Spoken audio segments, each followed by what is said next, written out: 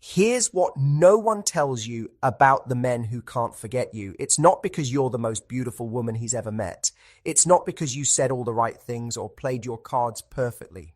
The women men become obsessed with, the ones they think about years later, the ones they compare everyone else to, they all do something most women never even realize they're doing. They press buttons inside his mind that he didn't know existed. Every man carries 4 emotional triggers buried so deep in his psychology that he can't see them himself. And when you activate them, not through games or manipulation, but through understanding, something shifts in him. He starts checking his phone, hoping it's you. He brings you up in conversations with his friends. He finds himself planning his week around the chance to see you. He catches himself staring at nothing, just replaying something you said, trying to figure out why he can't stop thinking about it. And here's the strangest part. He won't understand why. He'll tell himself it doesn't make sense. You might not even be his usual type. You might not fit what he thought he wanted. But once these switches flip inside him, once you've touched something deeper than attraction, he's hooked. You live in the back of his mind, rent-free, and the more he tries to logic his way out of it, the deeper in he gets. Now, before you think this sounds like some kind of trick or mind game, let me be clear. This isn't about pretending to be someone you're not. It's not about playing hard to get or withholding affection to keep him guessing. This is about understanding how men actually fall in love, not how we think they should. Because most relationship advice gets it backwards. It tells you to be more available, more accommodating, more perfect. But the truth is, men don't fall for perfect. They fall for specific. For the woman who makes them feel something they can't put into words, something they've never felt before and can't find anywhere else. And that feeling follows patterns, invisible ones that most people never learn because they're too busy counting hours between texts or wondering if they came on too strong. But when you understand these patterns, when you can see what's actually happening beneath the surface, you stop feeling confused. You stop second guessing yourself. You start to see that attraction isn't random luck. It's rhythm. It's chemistry meeting the right emotional frequency. And the first frequency, the one that makes everything else possible, is what I call the present-absent rhythm. Most women think being present means being available, always responding quickly, always making time, always showing up with a smile and enthusiasm. And those things are nice. But that's not what keeps a man thinking about you. Real presence is something entirely different. It's being completely there when you're with him and completely gone when you're not. Think about it this way. Every man is unconsciously asking 2 questions about you from the very beginning. First question, when she's with me, is she really with me? Or is she half somewhere else, checking her phone, thinking about other things, already planning what comes next? Second question, does she need me or does she want me? Is this moment happening because she has nothing better to do or because she genuinely chose to be here? Most women get one of these right but completely miss the other. Some women are always available. They cancel plans if he's free. They text back immediately. They rearrange their entire life around his schedule. And at first, he might like it. It feels easy, comfortable. But something happens over time. He stops thinking about you when you're not around. Because why would he? You're always going to be there. There's no mystery, no longing, no space for his mind to wander back to you on its own. Your presence becomes background noise. Nice to have, but not exciting, not something he craves. Then there are women on the opposite end. They're busy, independent, always doing something. But when they're finally with him, they're still half distracted, still checking messages, still bringing up other plans or other people, and he can feel it. He feels like he's competing for your attention even when he has it, like he's just another item on your to-do list. Neither of these works because both are missing half of what creates addiction in his mind. But when you understand how to be fully present in the moment and fully independent outside of it, everything changes. When you're with him, Your phone stays in your bag. Your attention doesn't drift. You're not thinking about what you need to do later or what someone else is doing. You ask him questions that go deeper than surface small talk. You notice things, the way his voice changes when he talks about something he cares about, the little expressions that cross his face. You make him feel like in this moment, right now, he's the most interesting person in your world. But when you're not together, you're not performing availability. You're not texting him constant updates about your day. You're not checking in every few hours to make sure he's still interested. You have your own life, your own plans, your own world that doesn't need him to make it complete. And he can feel that in your energy. This combination does something powerful to his brain. It creates what psychologists call intermittent reward, but in a natural, authentic way. You're not playing games. You're not calculating how long to wait before texting back. You're simply living a full life and allowing him to be part of it, not the center of it. When you're with him, it's intense, focused, real. When you're not, he feels your absence. Not because you're ignoring him, but because your presence actually meant something. It had weight.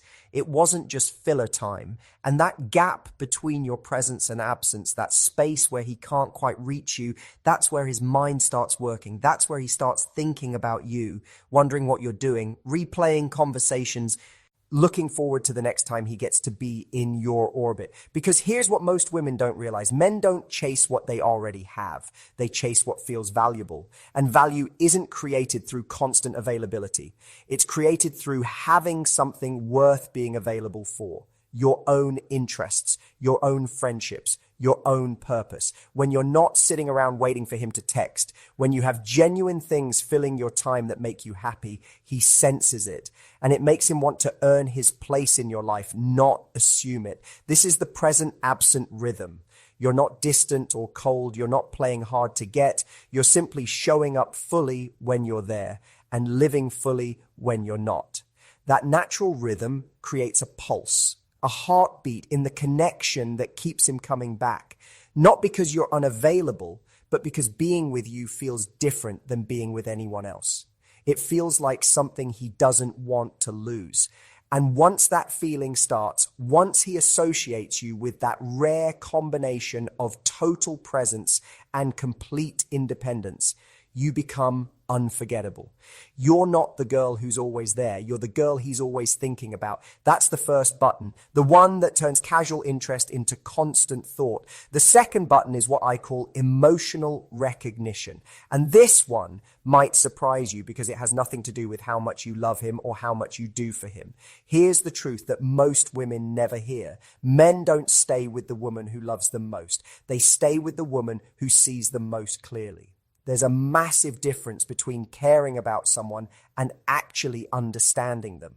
Most women pour energy into showing affection, compliments, support, doing things for him, being there when he needs help, and all of that matters, but none of it creates the deep attachment that makes him feel like he can't lose you. What creates that is when you see past his surface and understand what's actually happening inside him, the things he doesn't say out loud, the burdens he carries quietly, the parts of himself he's not sure anyone notices. Every man walks through life performing confidence even when he's uncertain, performing strength even when he's tired, performing like he has it all figured out even when he's completely lost. And most people buy the performance. They see the mask and think that's who he is. But you, when you have this skill, you see through it. Not in a way that makes him feel exposed or judged, in a way that makes him feel understood. You notice the small things, the way his shoulders tense when someone brings up a certain topic, the shift in his voice when he's stressed but pretending he's fine, the moment his smile doesn't quite reach his eyes. And instead of pushing him to talk about it or demanding he open up, you simply acknowledge what you see. Small comments that show you're paying attention to more than his words. You seem tired today. Long week? Not interrogating, just seeing. That got to you, didn't it? Not judging, just recognizing. These tiny moments of recognition reach men in places nothing else does, because most of us spend our entire lives feeling like we have to translate ourselves, like we have to explain what we're feeling, justify why we're feeling it, defend our internal experience. But when you can look at us and just know without us having to say a word, something inside us relaxes. It's the feeling of being understood without having to work for it, of being seen without having to perform. I'll give you an example. A friend of mine came home after a brutal day.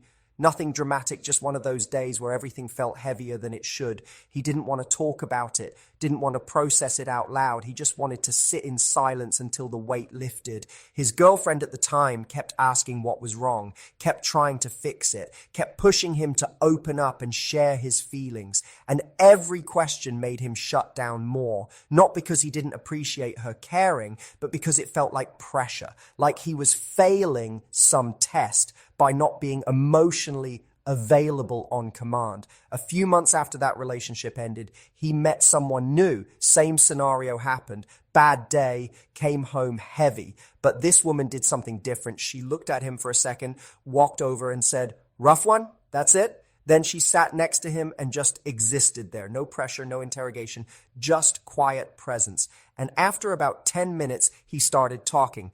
Not because she demanded it, but because she made it safe to. That moment created a bond that went deeper than any conversation they'd had before, because she understood something most women don't. Men don't open up when you ask them to. They open up when they feel safe to. And safety isn't created through questions. It's created through recognition, through showing him you see what he's not saying and you're not going to punish him for it. This is emotional recognition. It's the ability to read his unspoken language, to understand that when he goes quiet, he's not shutting you out. He's processing. That when he needs space, he's not pulling away from you. He's trying to figure something out. That when he seems distant, it's not always about you. And instead of making his emotional patterns wrong, instead of requiring him to operate the way you do, you meet him where he is. You respect his rhythm. You give him room to be human without having to explain or justify every feeling. When you do this, when you see him clearly and accept what you see, he starts to trust you in a way he doesn't trust most people. You become the person he doesn't have to perform for. The one place he can let the mask slip without it being used against him. And once a man finds that with you, once he realizes you understand him without him having to constantly explain himself, he attaches to you on a level that goes beyond attraction. You become necessary, not in a needy way, in a you offer something I can't find anywhere else way. Because most people in his life will care about him, but you'll be the one who actually gets him. That difference is everything. It transforms surface connection into deep attachment, the kind that doesn't fade when the excitement wears off, the kind that makes him think about you during random moments and realize how rare it is to feel this understood. That's the second button, the one that turns attraction into attachment. The third button is called freedom within commitment. And this is where most women accidentally push men away without realizing what they're doing. Here's what you need to understand. Men don't fear commitment itself. They fear what they think commitment means. They fear it means losing themselves, losing their independence, having to ask permission, being monitored and questioned and made to feel guilty for wanting time alone or time with friends. Most women, when they like a guy, start wanting more time together, more communication, more involvement in every part of his life. And it comes from a good place. It comes from wanting to build closeness. But to him, it often feels like walls closing in, like his freedom is being traded for your comfort. And the moment a man feels that, the moment he feels like being with you means giving up parts of himself, something inside him starts pulling back. Not because he doesn't care about you, because caring about you is starting to feel like losing himself. But when you understand this, when you create what I call freedom within commitment, you become the exception. You become the woman he wants to commit to, because being with you doesn't feel like sacrifice. It feels like choice. This means you don't panic when he needs a night with his friends. You don't make him feel guilty for wanting time alone. You don't require constant updates when you're not together. You trust him, not because you're naive, but because you're secure. And that security changes everything. Because when you give a man space without him having to fight for it, when you encourage his independence instead of Eyeing it as a threat, he doesn't feel trapped. He feels free. And paradoxically, that freedom makes him want to choose you more. I've watched this pattern repeat over and over. Women who try to hold tight end up pushing men away. Women who give space end up being chosen. It seems backwards, but it's not, because men value what they choose. And they can't choose you if they feel like they don't have a choice. Freedom within commitment also means maintaining your own life, your own interests, your own friendships, your own sense of self that exists independently of the relationship. When you do this, when you remain a whole person instead of dissolving into the relationship, he doesn't see you as clingy or needy. He sees you as an equal, as someone who's choosing to be with him from a place of desire, not desperation. And that makes all the difference, because men don't want to be needed in that suffocating way. We want to be wanted. We want to be chosen by someone who has other options, other things that make them happy, but chooses us anyway. That choice feels earned. It feels meaningful. It feels like something worth protecting. When you create freedom within commitment, when you make the relationship feel expansive instead of restrictive, you become associated with possibility, not limitation. He doesn't think of you as the person who took his freedom. He thinks of you as the person who made him feel more free. And once that association forms, once he realizes that being with you actually makes his life better, not smaller, he doesn't want to let that go. He becomes addicted not to you controlling him, but to the feeling of being fully committed and fully himself at the same time. That's the third button, the one that makes commitment feel like freedom instead of a cage. The fourth and final button is what I call the growth catalyst, and this is the one that determines whether attraction fades over time or deepens into something permanent.